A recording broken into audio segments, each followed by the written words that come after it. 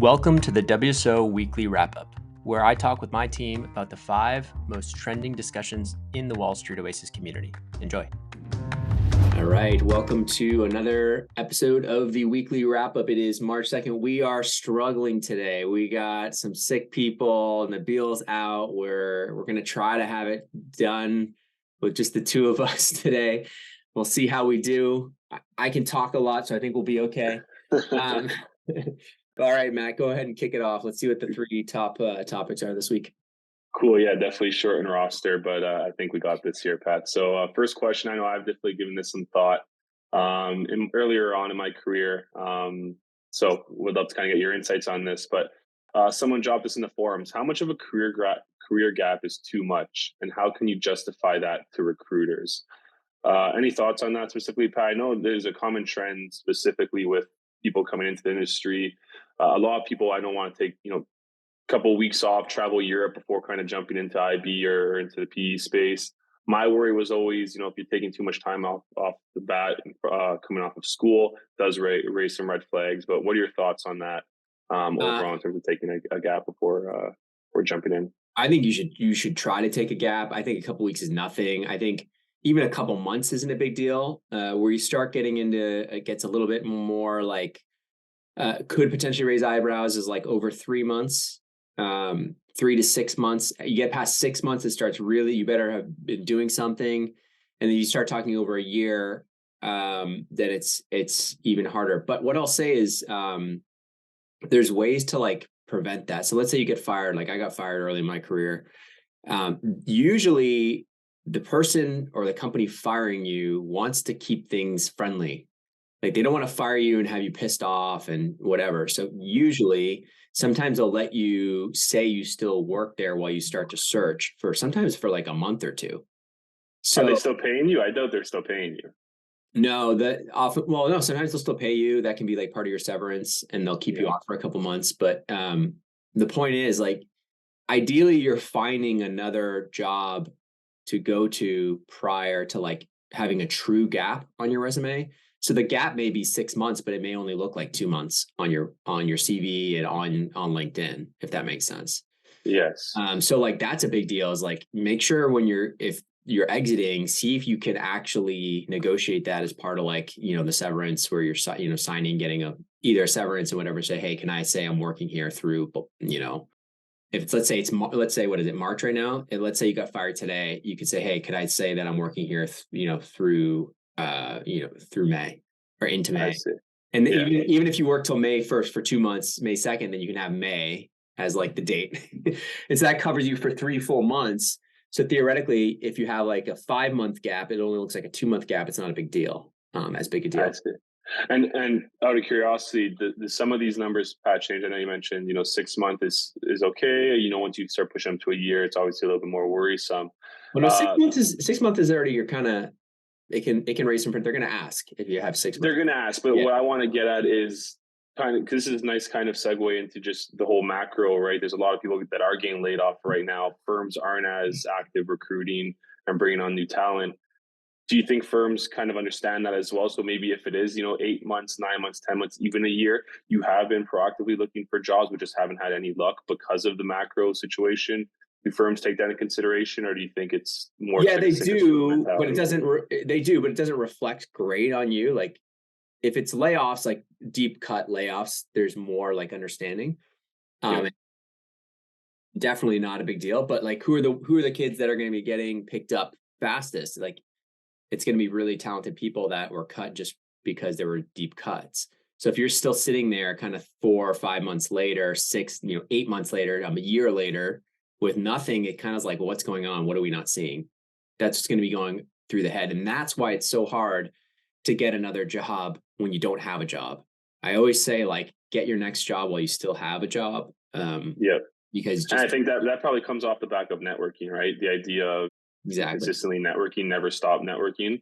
I guess you should always be networking, especially in IB and PE, just naturally, because you could also just be sourcing for, future deals. So it's always good to kind of be making those relationships, and maybe one day you do get laid off, and then that Yeah, rather or than the having fun a goes sourcing the fun relationship. goes south. Like what happened at the fund Yeah. was that like the fund had a couple big blow up bankruptcies, and then like they went from 20 investment professionals down to 4. Like Yeah. there's no way you're avoiding that. You're cut. Like you're done. So I got even then another question before we segue off this Yeah. is what should you be doing if you do get laid off, right? So obviously there's gonna be the initial shock.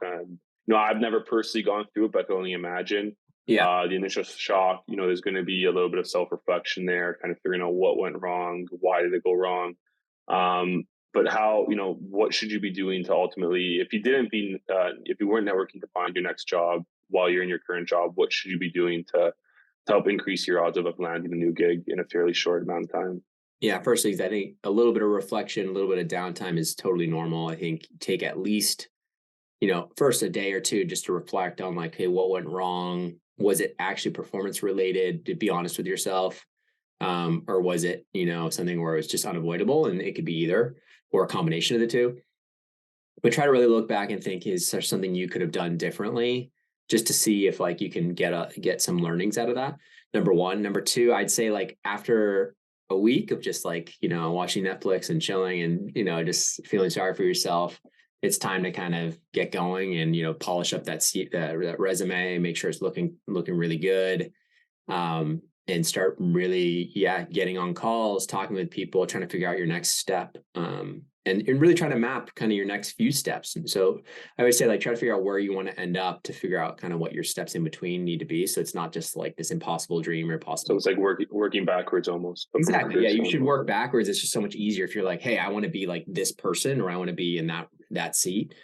What if you can get on a phone call and even have a good mentor that'll like walk you through the steps of what they think you need to do, and then follow up and actually execute on that. I think it just shows. I think you're going to be in good shape. But you don't want to be sitting around and feeling sorry for yourself for several months. That should be time spent like building out the connections, making sure you're getting into interviews, getting sharp on your interview skills again, because that may be rusty because maybe you haven't interviewed for a couple of years. So taking WSO's interview prep courses, yeah, of brushing up on course, financial modeling skills, yeah, fine and tuning even the yourself, right? financial modeling skills, yes, but like even more so just the interview prep, like making sure your stories are tight, and then very importantly, like what if it is performance related or culture related, like the firing or the being let go, kind of being very polished around that specific answer. So if you're let go, you don't have to get like into super details, but you can say,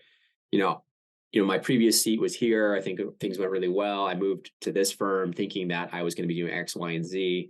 It was a little bit more of this, which I don't think was a great fit for my skill set. And culturally, I don't think we meshed well. And I think it was a mistake on my side for, not doing the diligence beforehand. So if you can be a little bit like forthcoming, like not just blame the company, I think that comes across well, and being Yeah, humble, be like, I really think, but I do really think this role or this firm is a much better fit for me because of X, Y, and Z. yeah. It's more similar to my previous role where I really excelled and blah, blah, blah, blah, blah. Something like that, where you're able to kind of tell a believable story of why it didn't work out. I think it's good. You don't want to harp on it and be like, oh, I really messed up and da da da, and or talk trash about the previous that looks bad. So you kind of need to kind of thread the needle a little bit and make it seem like you're mature and humble. And So you definitely at the end of the day have to prepare for the conversation, I think is what yeah, you don't want to. the Yeah, theme you're going to here be is, and asked. You're going to make be it short, concise, but have that ownership, own up to it, and then show how you kind of changed your process of looking after or looking over a next potential career opportunity and why you think this is a better fit. Yep. One question I did want to ask before we move off to the next topic. Yeah. What are your thoughts on a LinkedIn post? I've seen some pretty cringe ones when people get laid off. Should we be doing that? What are your thoughts on that? It seems sometimes like a little bit of a pity party. What do you think? Should you be posting on LinkedIn a long thread about how you got laid off? If you've been at like Google like for 10 years and you want to make a post about it, I don't think it's a big deal. I think it's fine. I think if anything, being forthcoming, that might actually help you in terms of getting opportunities thrown your way, especially if you're coming from like a top brand. It's just kind of announcing to the world as like, I'm on the market. Yeah. You know what I mean? And Yeah. then suddenly you may not have to do as much networking. It may come a little bit to you if you have some followers and stuff like that. But yeah, if you've only been at a place for like a year or two, it's kind of silly. And I'd prefer to do it privately. so that you don't have that record kind of there. Let's say you want to go back and be like, let's say 6 months later, you don't have anything. You're like, shoot, like, can I I reverse have seen that? that happen sometimes though too. People leave, and then a Yeah. year or two later they do come back. So I think at the end of the day, you definitely don't want to burn your bridges. Yeah. Yeah. And I think I agree with you on that. Yeah, if you've been at a business for only a few years, probably doesn't warrant This 500 long. word essay on Yeah. why you got fired. I think it's just at the end of the day, pretty common. Everyone gets fired, or not everyone, but it's definitely a common situation. So I wouldn't hang your head too low. But great convo there. Let's move on to the next topic here before we run out of time. This is what I said, 2-man team, but we both like to talk here, so we could go on forever. I think this one's right up our alleyway here, specifically around spending time in investment banking. And the common theme here is spend 2-3 years in investment banking, and you find your exit off, whether it's into the hedge fund space, private equity, or become an entrepreneur. But shockingly, there's a few people that actually enjoy the work and want to stay and kind of move up the ranks there into director and becoming an MD. And one of the questions was, how does that process take place, making the jump from VP to director? What does it really entail? I think we all understand, how to move up from analyst to associate, even to VP. I think that's pretty common, just naturally because a lot of people do make that jump. But then there's less people making the jump to becoming an MD. So there's a lot less visibility in what that actually takes. So we had some members discussing that. Pat, what are your thoughts on how to make that, Yeah. reality? Yeah, I think the job is super different from like even from analyst to VP. It becomes from like, grunt processing docs and PowerPoints and models to kind of managing the grunts at the associate level to VP level. Still So grunt, yeah. VP level, you're still doing some of that associate level work where you're having to kind of manage processes, but at VP level, you're kind of expected to start sourcing and becoming more of a sales role, which is a really tough transition if you think about it. It's like completely opposite skill set of what you've been doing. Like it's an internal, like, yes, you're meeting clients and whatnot and shaking hands, but you're not actually driving the business into the firm. So, yeah, so I think it's a very hard transition. I think a lot of people struggle from that jump from associate to VP. And then at the VP level, they're kind of all the MDs and the directors are all looking at you like, okay, are you sourcing? How are you sourcing here? Build your business. And I think the skill set here is all about, reaching out to building relationships with actual executives, CFOs, CEOs of, with ideally within a specific niche so that they come to know you as a trusted advisor.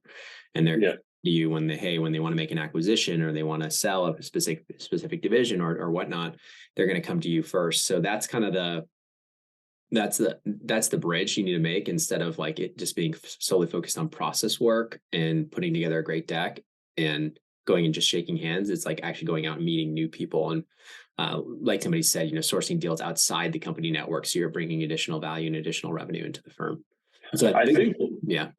I was going to say, I think actually the harder part, I know you mentioned obviously, is taking away from the mindset of processy driven and going into more relationship building. But I think what I would envision being pretty hard is, as you kind of move into that relationship building, sales oriented mindset, is you're now speaking or trying to get business from the true industry professionals, right? If you don't have that background, say for instance, where you want to become an MD on a mining team, that IB, mining IB, the people you're going to be speaking with there are like geologists, people like they know mining from top to bottom, whereas you maybe just studied finance in college or university, did your time as an analyst, associate, VP, but at the end of the day, it's making sure that you're as well versed on that industry as the actual professionals are that have built a thriving business and have maybe spent upwards of 40 years in it.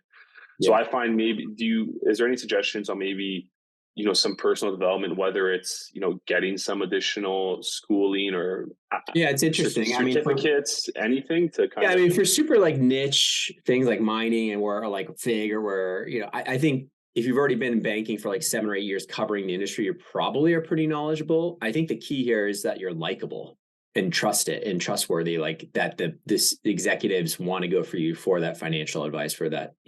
That's more important than like them thinking every little last thing as much as them. Although you should be up to date on the industry trends, you should be able to like give them some insight if possible. on what's going on, because sometimes they're heads down in like the operations of the business, and maybe you can add some value. So you got to be likable, you got to be personable, you got to be building that trust over time. And I guess this is when you get to spend the company credit card a bit more, right? Yeah. That's when you get to in the little whining and dining, taking clients out about obviously being likable. It can take years. I mean, it can take years of that. And like sometimes I think a lot of bankers stall out at that VP level because they can't make that transition, right? And it's kind of almost like an understanding, a requirement to get to that MD level of like, you need to start actually bringing in business to the firm. So I think it's hard. It's a tough business. But if you're really good at process work, sometimes the bank will keep you on at the VP level for a pretty long time, and you can still do pretty well. Yeah. Oh, for sure. And even if it takes 5 years, 7 years to really build those relationships, like that's, if you have an MD that's kind of like older, that's kind of looking to slow down anyways, you can kind of hand those off over several years. And so they're getting to know that team of like the MD VP, and that VP can slowly kind of move into that seat where they're kind of taking the role of the MD as the MD slows down and eventually retires. Although sometimes MDs work till they're I was going to ask, they drop dead. The work-life balance there a little bit better on the MD side of things, where they're you have a little more control, like of where you work and like when you work. But it's just a lot of travel. There's still a lot of travel, even more travel. Yeah, so it's still tough. Is it still upwards of like 70, 80 hours a week, you think? No, I mean, some people are like maniacs and do. Just because they love it. Yeah. And they have no other outside passion. And they're getting a cut, of what they're bringing in typically. They have a negotiated agreement. So they'll still sometimes go crazy. But yeah, I'd say probably more typical is like 50 to 60 at that level. Yeah. So right on. All right. Well, let's hop on here to the last topic. I think this is nice. It kind of takes pieces from the first two discussion topics, but it's around ultimately, networking and cold emails. I know myself, obviously being responsible for a lot of the sales initiatives here, I understand the importance of personalized emails. So I can maybe touch on this a bit, but ultimately the question posed here is how to write cold emails that actually get responses. So Pat, do you want to maybe give a few words here, then I could chime in on what I think works best? Yeah, I have a lot to say on this stuff. Well, do you want to even reference that one email you hit me up on about 3 weeks ago, and were you shocked on? Yeah, there was I can't remember what the company was. I think it was a credit card company, like Ramp, one of these business credit card companies, and I was pretty shocked at like the level of detail that the sales associate went to. They were like, "Hey, I noticed that you're a Williams alum, Purple Pub." They're like mentioning the pub like downtown, like I'm headed over there. Da, da, da. It was to the point. I think you asked me like, "Do I know this person?" Like, yeah, it was like a little bit concerned. Well, it was just so detailed about like it was really like smart going into the details of like the school of my undergrad, to almost like it brings up a nostalgia, right? So it's like a very smart little angle there. But like people can use this for a career cold email. So like I think this thread was all about like it was super generic or whatever. Like what I say is you have to balance cold emails in terms of like personalization and efficiency. And so it depends. Like if you go to like let's say University of Texas or like a large state school with a huge finance program, I think trying to write like a super tailored email or initial intro email to every single one of those people, it actually is probably a little bit of a deterrent when you already know they're alums. You can say, "Hey, I noticed you you're an alum of this, and I went here, and I noticed you're at this bank." So being a little bit more specific in that cold email to show you've at least read it, it takes like an extra 10 seconds and probably would take your response rate from like 5% up to like 15, 20%. I think it's worth that extra few seconds versus like if you're just, filtering through, let's say you have like 3,000 contacts you want to hit up because it's just a more generic filter for, I don't know, investment banks in like, or investment bankers in, I don't know, LA or something like that.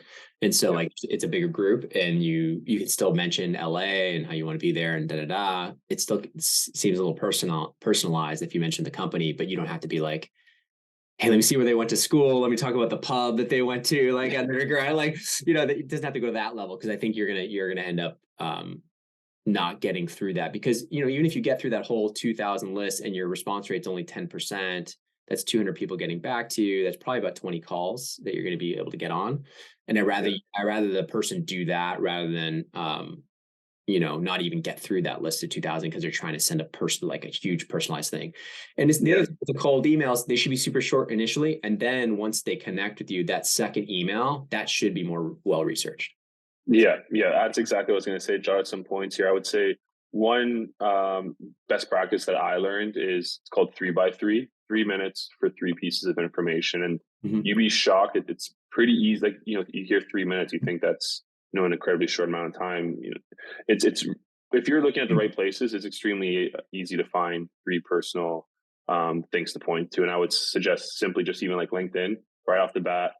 A lot of the points you mentioned, alma mater, bank they're currently working at, even just previous work experience. And sometimes even the groups that they follow there, you have visibility to that interest. Sometimes that might be something to reference. They're maybe following a certain sports account or retailer of some sort that you can maybe point to. The second place I would suggest to look at is always the company news page. Like when you're on their website, you go to news, you could reference maybe a deal that was they've announced or possibly a new hiring, something of that nature. It's very easy. 3 minutes, 3 pieces of information, and you incorporate that into your emails. To your point, first outreach email should be short. You definitely don't want to be having, 200-300 word emails. It's just not going to get read. At the end of the day, people keep their time close to them. So, for someone to spend even just a few minutes reading emails, you'd be surprised. People are getting emailed all the time from various vendors or just, people wanting networking calls. Unless you're in that position, you won't realize that. So, on the other side, being the person trying to do the outreach, you have to understand that these people in these high level roles are getting, upwards of 20, 30 emails already a day out, cold emails. So it's how to differentiate yourself. And the way you do that, I think, is in the subject line. So it's keeping the subject line light, but also unique where it's going to stand out and it's going to make them interested in opening up the email. Because at the end of the day, that's step one. Again, it's with the idea of copywriting 101, man. Copywriting 101. The idea that I kind of mentioned earlier of just like working backwards, the same thing. If you want them to hop on a call with you and, ultimately buy your service or go on a coffee date for networking purposes, it all starts with them opening up your email. So how do you do that? Good subject line. If you just get it that granular. What's an example of a good subject line for like, what would you say for a networking? And we go through all this stuff in WSO Academy, which we're gonna talk about soon. But I think we have hundreds of templates that work. But what do you think? Personalizing the subject line, incorporating even just their first name somehow, incorporating maybe their alma mater. It could be something like say they went to Williams. Williams sophomore. Williams sophomore looking to get in touch with or discuss XYZ, whatever. It's personalizing the subject line, keeping it short. I think is extremely important. And one little thing I like to do is including the regarding thing at the beginning. So it looks like to them that they've already opened the email, so they're more inclined to open it again. It's a little trick, it's a sales trick. I think people get pissed at that sometimes. I don't. At the end of the day, Pat, they're opening up the emails, which is the end of the end goal. I haven't in my, I would say 4 years now of sales experience altogether, 5 years. I haven't gotten anyone saying what the hell is going on with this regarding. So I'll keep doing it. You mean the RE colon? Yeah, the RE colon. It's just it's a little mental trick again, because it's to them it's like, well, I've already opened this, right? But I think at the end of the day, main theme is being personalizing the subject line. Like we said, William sophomore looking to grab a coffee, ... And I think that already looks a little bit more personable. Even like some of the tricks in copywriting around piquing curiosity a little bit can work as well. So like William sophomore with three or with two questions or or something like that, and they're like, what are these questions? You know what I mean? It doesn't sound like a lot. They're gonna suddenly they're gonna want to know what those two questions are. And it could be like, one, how can it be as successful as you? Two, can we have just a short chat? Or something like that. You stroke the ego a little bit, or maybe it's something like, hey, number one, when is the best time for you? And number two, I don't know, something around just working around their schedule. It can be really casual, short, kind of fun. It could be a little funny, obviously not goofy or like unprofessional, but Yeah. And one other theme I did want to mention is also just the idea of, having a little bit of a process around it and keeping track of results, I think is important, because especially if, you're going to, you have a target list of say 3,000, bankers in LA, like you mentioned that situation.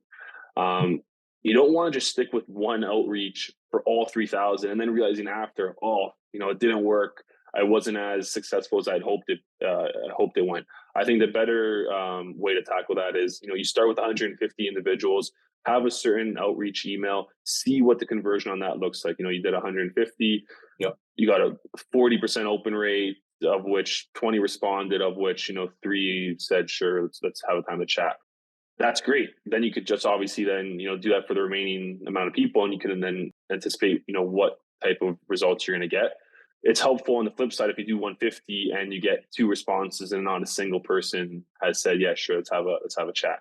So that's where you want to change things, start changing things and see then where the success. Yeah. And you can even split test. You can split test by sending 102 versions that you're not sure which one's going to do better, that have been, really tailored, and you've taken time to really think about, like, okay, if I was in this person's shoes, I'm not sure which one would do better.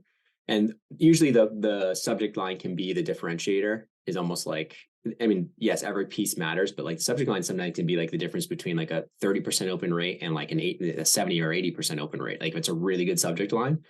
Yeah. So that can be like a 2x difference in your response rate and your bookings, your informational interviews, which is kind of the goal here, to build those relationships so you can get more interviews and more offers. So yeah, exactly. So I think, main themes here, just being personalized the email. Don't got to spend a bunch of time on it. 3 minutes, 3 pieces of information. Keep it short and sweet. Then also do have a process around it where you're staying nimble and able to make changes on the fly to this outreach approach. Ultimately, at the end of the day, just to get some good results. But yeah, I think that's it from my end of things. I think great combo today, Pat, with a short bench. But I think we'll wrap it up here, and we'll look forward to chatting with everyone next Thursday. Fun times. All right. Thanks, guys. And thanks to you, my listeners at Wall Street Oasis. If you have any suggestions whatsoever, please don't hesitate to send them my way, patrick@wallstreetoasis.com. And until next time.